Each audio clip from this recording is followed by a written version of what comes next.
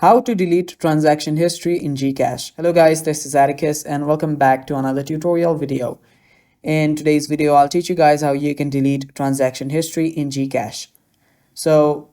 Before we begin, if you guys are new to our channel, head down below and hit the subscribe button so you don't miss out on our future videos. Also press the bell icon so you get notified when we release our new videos. So let us begin. The first thing you'll need to do is open up your GCash. After you open up your GCash, simply head over to your profile and there you should be able to see your transaction history. Now under your history, you will notice that you will not be able to delete your account's transaction details, but what you can do to remove your transaction history is you will need to delete your account completely. To delete your account, you can just head over to your help center that is on the profile section. Head over to help and under help, just go to customer service and you will need to write them a mail to delete your account.